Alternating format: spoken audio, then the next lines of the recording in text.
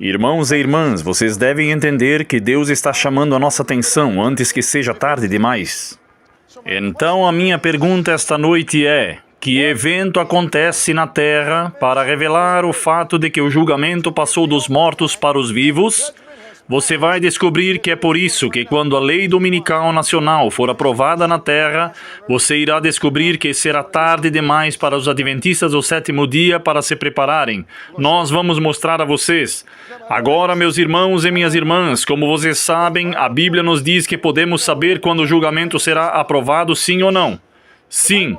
A Bíblia diz que podemos saber o momento. A Bíblia dá evidência após evidência para nos dizer de fato. Vá para Tiago capítulo 2. Tiago capítulo 2 e ouçam.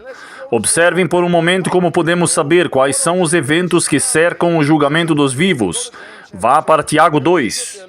Observem o que a Bíblia diz em Tiago 2, começando no versículo 12. Então, falar e proceder com todos, como quem haverá de ser julgado pela lei. Então, o que vai nos julgar no julgamento? O que vai nos testar no julgamento? Não consigo ouvir vocês. A lei. Então, quando os mortos forem julgados, eles serão testados pela lei. Quando os vivos forem julgados, os vivos serão testados pela lei. Então, quando o julgamento passar dos mortos para os vivos, algo deve testar os vivos em relação à lei de Deus. Eu me pergunto, o que será? Vejam o versículo 10. O que a Bíblia nos diz no versículo 10, porquanto quem obedece toda a lei, mas tropeça em apenas o quê? Um ponto. Então a Bíblia está nos dizendo que Deus pode nos testar em um ponto da lei. E se o cumprirmos, então isso nos mostrará que estamos em harmonia com toda a lei. Estou certo? Eu me pergunto, qual é o único ponto da lei que Deus julgará os vivos quando o julgamento passar dos mortos para os vivos? Eu me pergunto, qual é o único ponto? Alguma vez houve algum ponto da lei dos 10 mandamentos em que Deus julgou o seu povo, sim ou não? Sim. Qual ponto? Qual o mandamento de todos os 10 é o cerne dos mandamentos que Deus usa para provar se guardamos toda a lei? O quarto mandamento. O que o quarto mandamento diz? Lembra-te do dia de sábado. Agora é o único mandamento que começa com lembra-te, porque ele escolheu este para não esquecer. Lembra-te do dia de sábado para o santificar. 6 dias trabalharás e farás toda a tua obra, mas o 7º dia é o sábado do Senhor teu Deus. É o sábado do Senhor teu Deus. Agora me lembrei do meu amigo. Eu acho que não vos contei que me encontrei no aeroporto. Não no aeroporto, mas no hotel. Eu vi ele hoje. Ele veio até mim e disse, ele sorriu e nos cumprimentamos como irmãos. Ele faz parte da Igreja dos Santos dos Últimos Dias e conversamos sobre este mesmo ponto. Falamos sobre como entender isso nos últimos dias. Falamos sobre o sábado e eu disse, se somos verdadeiros seguidores de Deus, devemos estar em harmonia com todos os 10 mandamentos que a Bíblia diz, o quarto e com todo o resto. Ele disse, isso é verdade. E eu disse, o que o quarto mandamento diz? Lembra-te do dia do sábado, o 7º dia é o sábado. Eu disse para ele que o sábado é o 7º dia e não o domingo.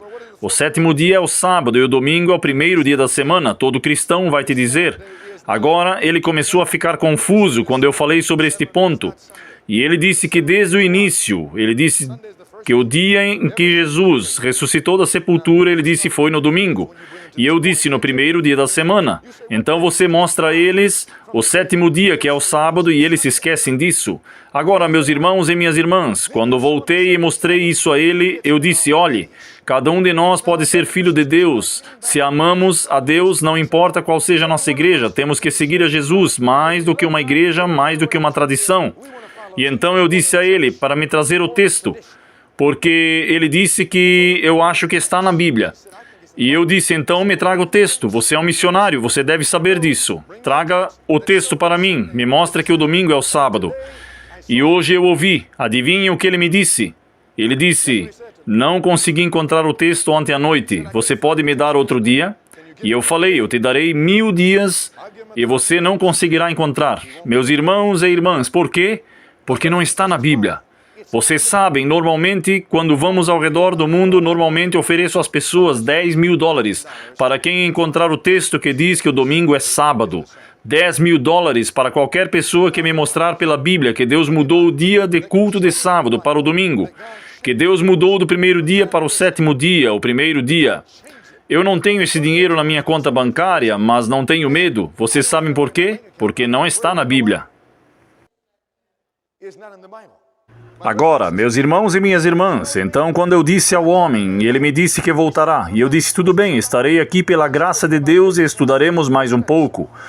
Vocês sabem disso, que Deus tem ovelhas em toda parte. Vocês sabem que a maioria dos verdadeiros cristãos não está na Igreja Adventista do sétimo dia. A maioria dos cristãos estão na Igreja Católica, eles estão na Igreja Congregacional, eles estão na Igreja Metodista, eles estão na Igreja Batista, eles estão na Igreja dos Santos dos Últimos Dias. Eles estão em todas essas igrejas, que nunca ouviram a verdade, mas são filhos de Deus, e quando ouvirem, seguirão.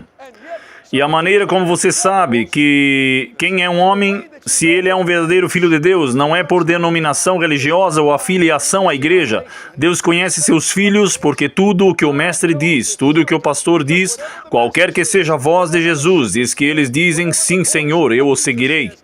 E se um homem for membro da Igreja de Cristo, se um homem for ateu ou gnóstico, ou se o homem for budista ou muçulmano, mas se ele estará disposto a seguir a palavra de Deus, que pessoa se tornará na igreja remanescente, porque a religião de Deus é a religião da Bíblia, e a religião da Bíblia é o adventismo do sétimo dia. Minhas ovelhas ouvem a minha voz e me seguem, mas meus irmãos e minhas irmãs, se vocês são adventistas do sétimo dia e vocês não seguem o que a palavra de Deus diz por causa da tradição dos adventistas do sétimo dia, se você se apega apenas à sua igreja, você estará perdido. A única maneira que Deus conhece são aqueles que estão dispostos a segui-lo. Agora, meus irmãos e minhas irmãs, haverá um teste no final dos tempos. Escutem o que a Bíblia diz. Vá para Êxodo capítulo 16. Agora a Bíblia diz que quando o julgamento passa dos mortos para os vivos, nós vamos ser testados pela lei, e não precisa ser toda a lei. A Bíblia diz que se tropeçarmos em um só ponto, somos culpados de todos. Se não cumprirmos um ponto, somos culpados de todos. Meus irmãos e minhas irmãs, queremos descobrir se a Bíblia nos diz que houve um ponto específico em que Deus testou seu povo ao longo da história. Observe o que a Bíblia diz em Êxodo capítulo 16.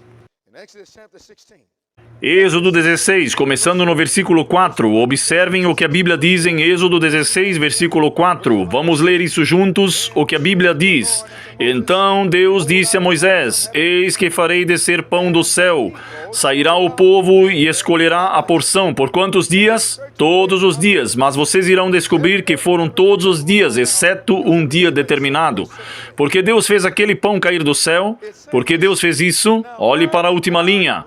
Agora lembrem-se, isso não está se referindo para Moisés, isso está se referindo ao plano da redenção.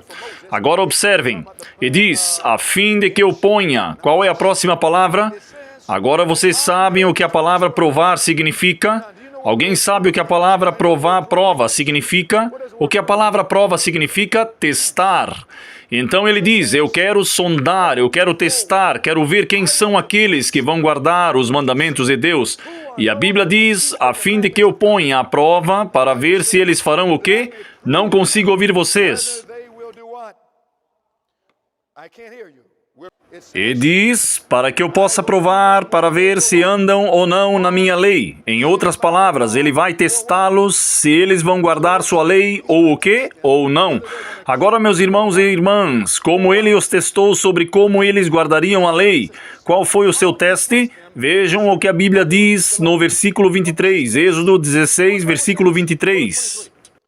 A Bíblia diz, ele disse a eles, eis que ordenou o Senhor, amanhã é o dia de quê? Repouso sagrado. Eu não consigo ouvir vocês, amanhã é o dia de quê? Agora vemos o santo sábado chegando. Diz que amanhã é o dia de descanso. Agora pergunta, que dia é o santo sábado? Que dia é? O sétimo dia. Então diz que amanhã é o dia de repouso sagrado do santo sábado. O sábado consagrado ao Eterno. Se quiserem cozinhar o alimento no forno, assai. Mas tudo o que sobrar, separai guardando-o para amanhã do sábado. Versículo 25. E Moisés disse o quê? Comam hoje, porque este é o dia de sábado, sábado do Senhor, e portanto não achareis o alimento depositado sobre o solo do campo. Versículo 26. E o que o versículo 26 diz? Diz que em 6 dias recolhereis, mas o 7º dia é o sábado. O que Deus fez acontecer? Deus fez o maná cair por 6 dias, mas no 6º dia Ele enviou a porção dobrada, porque no 7º dia Ele não ia mandar nada, porque o sábado é o 7º dia, é o dia especial de descanso de Deus. Então a Bíblia diz, vejam o que ela diz, vamos continuar.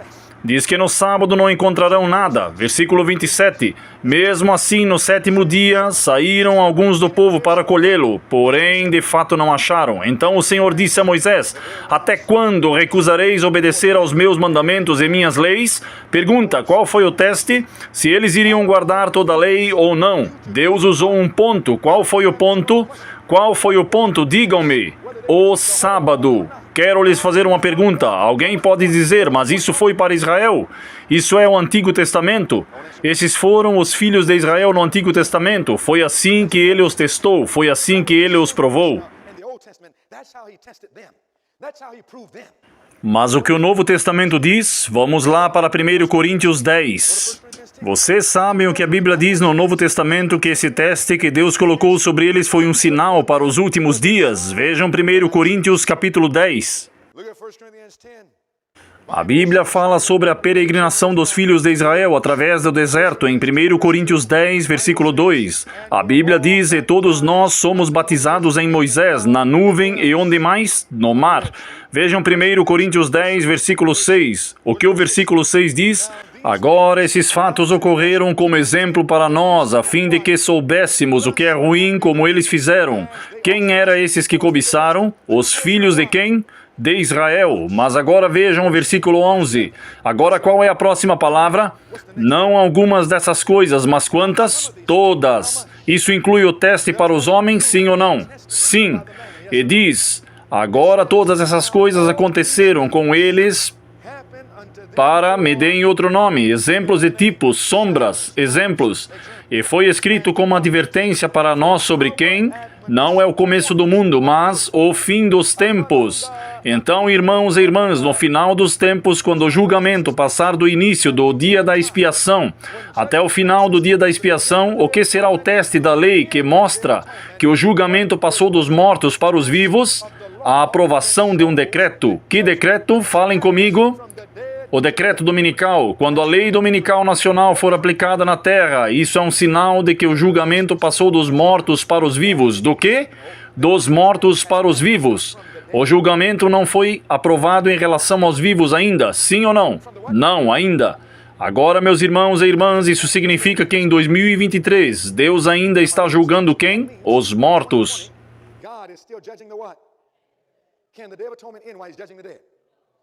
Então, irmãos e irmãs, antes do período de 6.000 anos, o que deve acontecer na terra para levar Jesus ao fim do dia da expiação, a passar para o julgamento dos vivos, o que deve acontecer?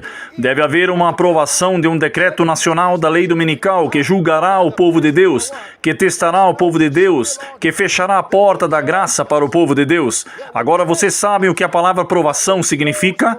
A palavra provação significa apenas o quê? Apenas uma prova. E o teste final será sobre o selo de Deus e a marca da besta, sobre o verdadeiro sábado do 7º dia da criação e a falsa tradição do sábado dominical. Este teste trará a transferência ou a mudança do julgamento dos mortos para o julgamento dos vivos. Pergunta, no tipo, eles sabiam quando o julgamento dos vivos aconteceria, sim ou não? No tipo, na sombra, eles sabiam quando o julgamento passou dos mortos para os vivos? Sim. Como eles sabiam? Vamos olhar para a sombra. Pai Celestial, enquanto nos preparamos para encerrar esta mensagem, mostre-nos que mostre-nos que o dia da expiação está prestes a terminar e o Senhor quer que estejamos prontos. Por favor, querido Deus, nestes últimos minutos, em nome de Jesus. Amém. Agora observem isto. Qualquer um conhece os sacerdotes no santuário. Eles não poderiam usar o que quisessem. O sacerdote tinha que usar as vestes sagradas que o próprio Deus ditou para o sacerdote usar. Agora, no dia da expiação, adivinhem o que os sacerdotes tinham na parte inferior da sua vestimenta. E no dia da expiação, eles tinham algo na parte inferior da sua vestimenta. Eles tinham algo que foi chamado de sino e romãs. Como podemos saber disso? Venham para Êxodo 28. Vejam o que a Bíblia diz no versículo 2. Em Êxodo capítulo 28, versículo 2, a Bíblia diz: E você fará o quê? Vestimentas sagradas para Arão, seu irmão, que lhe exaltem a dignidade e honra. Pergunta: Jesus estava preocupado sobre como seus ministros se vestiam, sim ou não? Sim. Os deixou fazer moda? Ele lhes disse especificamente detalhes sobre o que eles deveriam usar. Vejam o próximo versículo, observem o que a Bíblia diz. No versículo 3 diz: Dirás a todas as pessoas talentosas e hábeis, a quem abençoei, com sabedoria e capacidade, que confeccionem essas vestes para a fim de consagrá-lo ao exercício do meu sacerdócio. Então, para qualquer pessoa que servisse a Deus, suas roupas foram ditadas pelo próprio Deus. E se não usassem o vestido que Deus lhes disse para usarem, a Bíblia diz que eles foram expulsos do santuário. Eu me pergunto se o vestido ainda importa hoje? Eu me pergunto se o vestido ou a vestimenta ainda importa hoje? Agora, meus irmãos e irmãs, aquele sacerdote se vestiu para a glória e para a beleza. O ministro agora percebe como era a vestimenta dele, particularmente o sacerdote. Vejam o que a Bíblia diz em Êxodo 28, começando no versículo 33. Ainda falando sobre a vestimenta sacerdotal, diz: E na parte inferior sobre o quê? O que é a orla? O que significa? A orla é aquela parte inferior que está dobrada, e diz: Ao redor da orla inferior do manto abordarás romãs. Vamos pular para o versículo 34. Vamos ler o versículo 34 juntos, e diz: Haverá, pois, em toda a orla do manto um sino de ouro e uma romã, em seguida outro sino e outra romã. Agora, por que a Bíblia repete isso? Sempre que a Bíblia repete algo, é mais importante. E então, na vestimenta sacerdotal, o que estava na vestimenta sacerdotal era um sino e uma romã. Agora, o tempo não me permitirá explicar isso hoje, mas vou lhes dizer isso. Um ministro deve ter mais do que sons. Ele deve ter algum fruto em sua vida. Você pode, não seja apenas um pregador. Ele deve praticar o que prega, mas isso é outro assunto. Eu estou falando esta noite sobre o sino que ele tinha na parte inferior de sua roupa. O que ele tinha? Sinos. Agora, irmãos e irmãs, para que eram os sinos na parte inferior de sua veste? Para que servia? A Bíblia nos diz, vamos ver no versículo 35, e diz: E Arão deverá vestir este manto sempre que estiver ministrando. Me deem outro nome para ministro. Me deem outro nome para o ministro. Um servo. Me deem outro nome para servir como ele serviu. Um trabalho. O seu trabalho.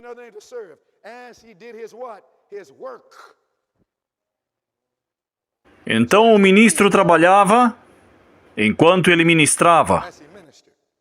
Enquanto o ministro trabalhava e ministrava, estava acontecendo algo muito sério. Diz que os sacerdotes trabalhavam e ministravam. Vejam o que aconteceu. A Bíblia diz: Pai Celestial, por favor, não deixe qualquer um de nós se distrair agora. Pai, isso é tão sério. Por favor, querido Deus, nestes últimos momentos, ajude-nos a ver que o evento mais solene de todos os tempos está prestes a acontecer e nenhum de nós está pronto.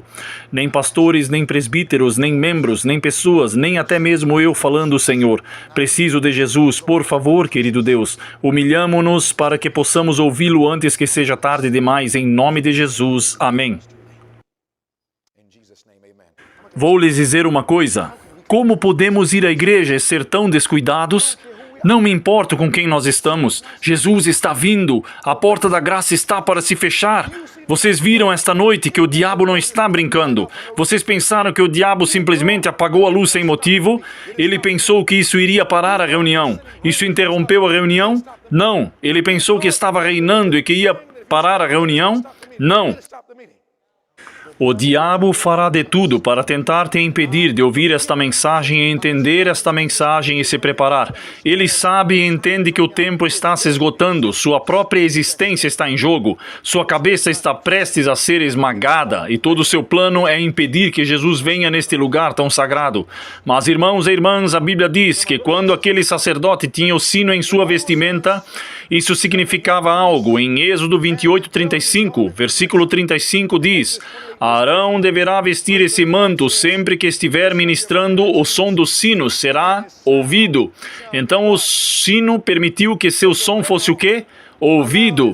Agora, antes de você ler, olhem para mim por um momento. Então isso significava que o ministro tinha um sino na parte inferior de sua vestimenta e que o sino tinha um som que poderia ser o quê? ouvido, de modo que quando o ministro se movesse, o que aconteceria? Você poderia ouvir o som do sino. Se o ministro parasse de se mover, o que aconteceria? Não teria som. Então eles sabiam se o ministro estava se movendo com base no som. Então, se os sinos se mexiam, eles sabiam que os ministros estavam se movendo. Agora eu quero que vocês vejam que houve 2 momentos principais do movimento dos sinos. Quantos? Vejam, vamos ler a Bíblia, diz no versículo 35, que seu som será ouvido quando ele fizer o quê? Quando ele subir ao lugar santo, diante do Senhor. E quando ele fizer o quê? Quando ele sair. Então, 2 vezes, quando ele entrar e quando ele sair. Então, quando ele vai, está no início ou no fim? No início.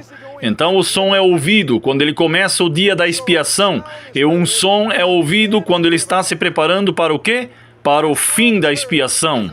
Começo e fim, 2 partes. Quais são as 2 partes do julgamento? Julgamento dos mortos e dos vivos. Agora uma pergunta a vocês. Jesus anunciou o julgamento dos mortos, sim ou não? Sim.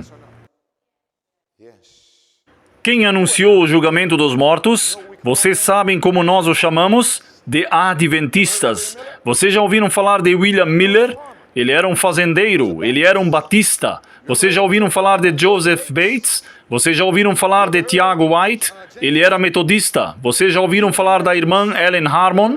Ela era metodista, mas eles ouviram os sinos. O que você está querendo dizer? Irmãos e irmãs, se vocês entenderem, vocês se lembrarão e saberão que no santuário os tipos estavam sendo cumpridos. Agora vocês sabem que no dia da expiação, me digam que dia era o dia da expiação? O dia da expiação era o 10º dia de quê? Do 7º mês. Mas vocês sabem que houve uma festa antes da 6ª festa. Houve uma 5ª festa. E eu sei que a 5ª festa foi um pouco antes do dia da expiação. A festa, alguém sabe que dia era a festa das trombetas?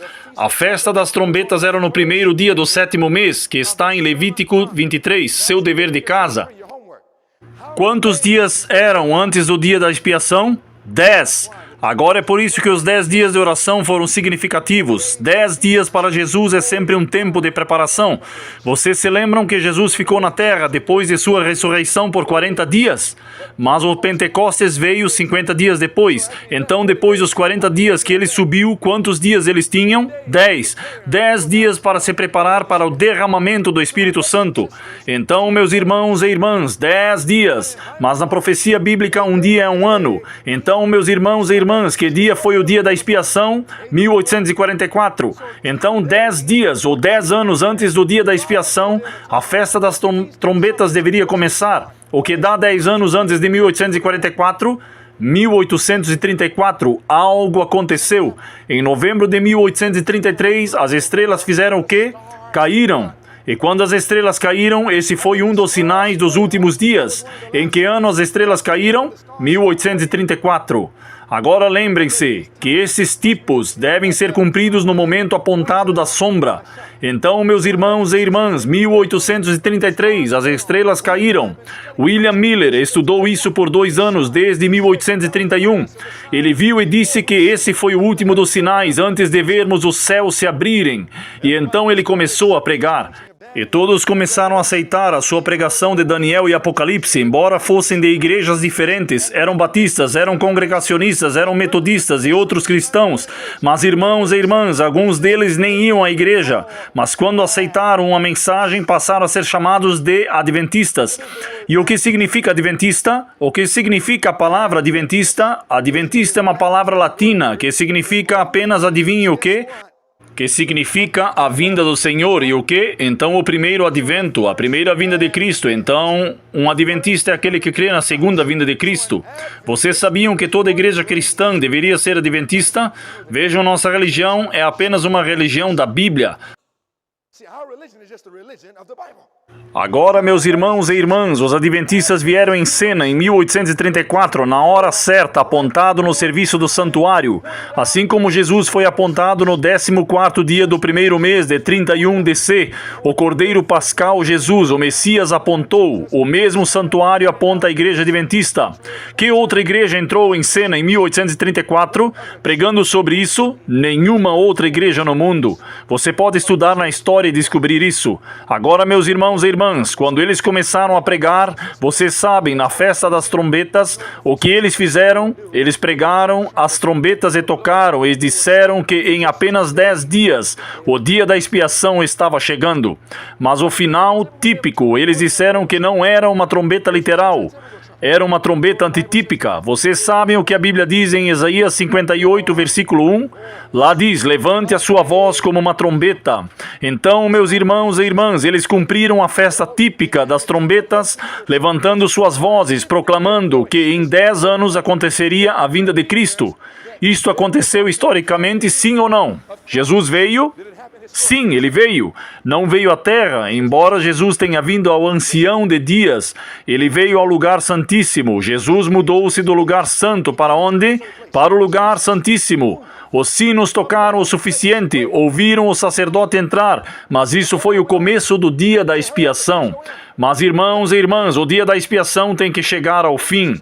Então, quando o sacerdote está se preparando para terminar o dia da expiação, ele tem que começar a julgar o quê? Os vivos. Ele começa com os mortos. Cada geração sucessora, que foi a primeira pessoa, que é julgada. Quem é a primeira pessoa? Alguém disse Adão. Não. Vocês sabem que Adão não foi o primeiro a morrer. Vocês sabem que quem morreu primeiro foi Abel. Então a primeira pessoa que será julgada será Abel. Então, se você leu o Novo Testamento, Jesus em Mateus 23 disse que do sangue, não de Adão, mas do sangue do justo Abel e todo o sangue dos profetas. Então, meus irmãos e irmãs, a primeira pessoa julgada, Abel, e então cada geração. Jesus irá prosseguir de cada geração, sucedendo uma após a outra, até chegar à geração final. E a geração final não está morta, a geração final está o quê? Viva! E quando Jesus passar do julgamento dos mortos para o julgamento dos vivos, o que acontecerá com os sinos? Falem comigo. Os sinos tocarão, e aqueles que são adventistas do sétimo dia, aqueles que acreditam na Bíblia, adivinhem o quê? Ouvirão o som do sino e sabem que Jesus passou dos mortos para os vivos. Pergunta, é um som literal, sim ou não? Não há um sino grande o suficiente ou alto o suficiente para poder soar do céu para a terra. O sino antitípico é um conhecimento das profecias. Vocês sabiam que a palavra sino vem de uma palavra que significa relógio? Eu mostrarei a vocês amanhã à noite. Agora, meus irmãos e irmãs, isso significa que o grande relógio do tempo é o sino que toca e nos mostra onde Jesus está e o que Jesus está fazendo, e o trabalho que ele está fazendo é julgando os vivos. Agora pergunto, quem são as primeiras pessoas que serão julgadas quando a lei for imposta? Os batistas? 1 Pedro 4,17 diz que o julgamento começará onde? Na casa de Deus. Vocês sabem, irmãos e irmãs, quando a lei dominical nacional for imposta, as primeiras pessoas testadas serão os adventistas do sétimo dia. E quando o julgamento passar dos mortos para os vivos, adivinhem o quê? Não devemos começar a nos preparar, devemos estar prontos. Como posso saber? Temer a Deus e dê glória a Ele, porque é hora do seu julgamento. Assim, quando o seu julgamento chegar, não apenas para os mortos, mas quando ele vier para os vivos devem estar em uma posição onde eles estarão dando glórias a Deus. Temei a Deus e dai-lhe glória, pois é chegada a hora do seu juízo. Então, quando o julgamento dos vivos chegar, devemos estar em uma posição prontos, já onde estaremos dando glória a Deus. Pergunta, posso dar glória a Deus e ao pecado ao mesmo tempo? Não. Como posso saber? Se todos pecaram e estão destituídos da glória de Deus, então o pecado não dá glória a Deus. O pecado não dá glória a Deus. Então, quando o julgamento dos vivos chegar, devo estar em uma posição sem pecado, onde posso dar glória a Deus. Posso fazer isso sozinho? Não. Qual é a única esperança de voltar a esta condição sem pecado? A Bíblia diz Cristo em você, não Cristo fora de você.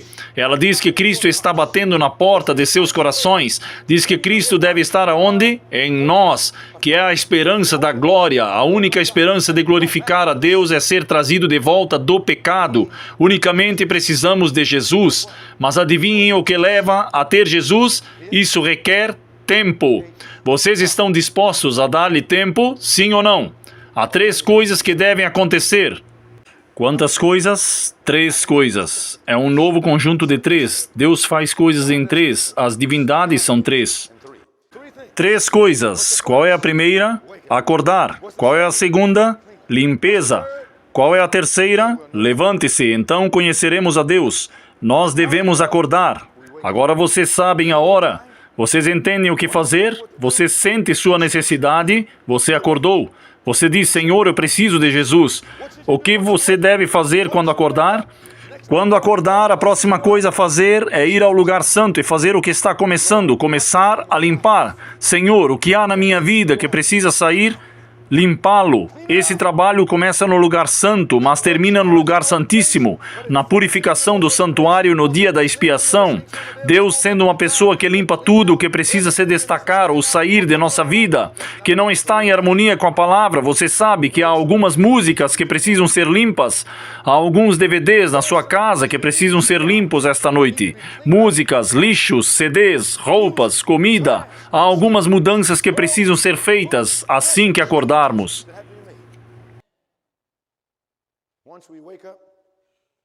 Meu jovem irmão, eu não sei se esta é a sua primeira noite. Você pode acordar aquele jovem irmão atrás de você? Você daria um tapinha nele? Estou falando com você aqui, me escute, isso é sério. Nossa vida está em risco, Jesus está voltando. E meus irmãos e irmãs, o que Deus vai nos dizer? A primeira coisa que tem que acontecer, Deus precisa nos acordar. Vejam, se pararmos de conversar enquanto Deus fala, estamos dormindo e ousamos.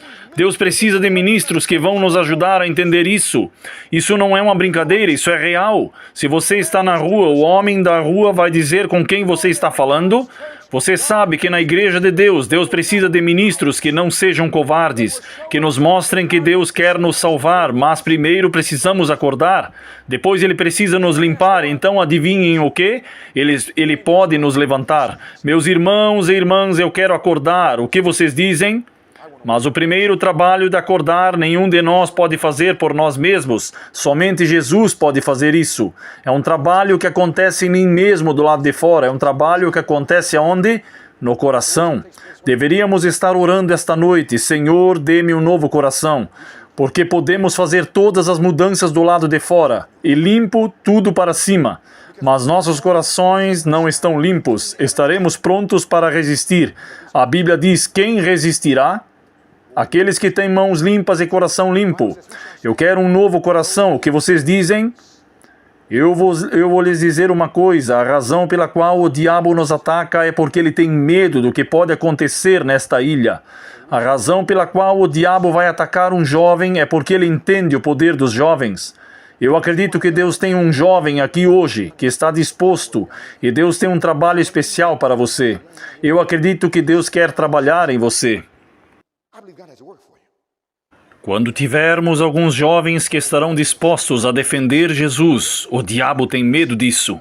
Mas acredito que alguns deles estão nesta sala aqui hoje. Eles vão ficar longe do mundo. Não há nada lá fora para mim. O que eu quero fazer é seguir o homem Cristo Jesus. Escutem, há um homem nos Estados Unidos chamado 50 Cent. Talvez vocês não saibam quem ele é, mas na América todos o conhecem. 50 Cent, escutem, 50 Cent não sabe quem você é, ele nem te daria um centavo, mas Jesus nos deu a sua vida, Jesus morreu por nós, você vai viver por ele? Minha pergunta esta noite, o que o diabo fez por você para torná-lo tão leal a ele? Vamos ouvir e tocar sua música, vamos tocar seus vídeos, vamos jogar seus videogames, suas diversões? O que o diabo fez por nós para nos tornar tão leais a ele? Mas Jesus deu tudo por você, Jesus morreu por você. Eu não sei sobre você, mas irmãos e irmãs, eu quero viver para Ele. Eu não quero mais o mundo. Perdoe-me, Jesus. É o seu desejo esta noite? Este é o seu desejo esta noite? Você poderia se ajoelhar reverentemente comigo enquanto oramos. Pai Celestial, o dia da expiação está prestes a chegar ao fim. Estamos nos momentos finais da história desta terra. Os 6.000 anos já estão quase completos, e o diabo se gaba de que vai mantê-lo aí até o tempo acabar. Mas ele não sabe que vai haver uma reviravolta. Não importa se eu quiser. A reforma acontecerá na ilha de Samoa, que está começando agora mesmo. Jovens e adultos vão acordar e parar de brincar com Deus. E vamos ver que é hora de nos limparmos e nos levantarmos para que Jesus possa terminar sua obra no lugar santíssimo, na hora que Ele pode julgar os vivos, a tempo, e quando as leis passarem, um grupo estará preparado, que passarão no teste da lei dominical, que vão honrar o Deus verdadeiro no sábado do 7º dia, e vamos receber o selo do Deus vivo, receber a chuva serôdia, para dar o alto clamor e trazer as outras ovelhas em muitas denominações que nunca ouviram esta mensagem para a verdadeira igreja.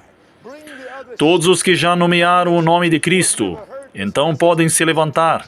E então Miguel se levantará e terminará seu trabalho como sacerdote, antes que os 6.000 anos se completem. E o Senhor sai do santuário depois que as pragas caem e esmagam a cabeça de Satanás. Faltam apenas alguns meses.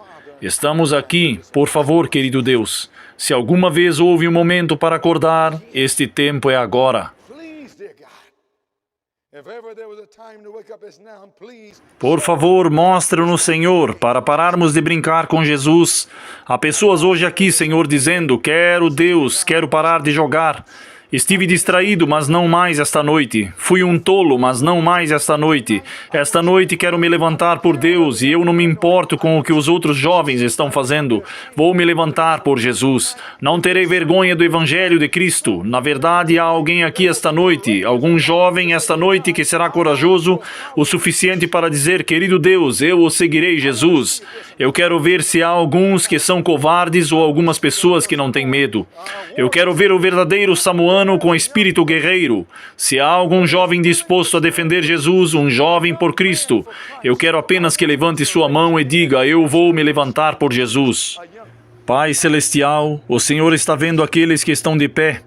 O Senhor vê aqueles que estão de mãos levantadas. E se há alguma mão que não esteja levantada esta noite, eu oro para que o Senhor agite essa alma até que ela tome uma decisão por Jesus.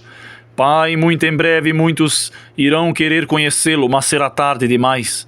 Obrigado porque esta noite ainda não é tarde demais. Se houver alguma alma assistindo na internet, uma alma aqui mesmo, nessa sala, que sente o Espírito Santo falando com você, pode não chegar em casa esta noite. Levante a mão. Você está dizendo: querido Jesus, eu quero segui-lo. Pai, o Senhor está vendo as mãos. Obrigado. Salva-nos. Traga-nos de volta amanhã à noite. Oramos. Não deixe que nada nos impeça. Nós vemos que o diabo está falando sério. Ajude-nos a mostrar a ele que queremos dizer que também estamos falando sério. Por sua graça, traga-nos de volta amanhã. Em nome de Jesus. Amém.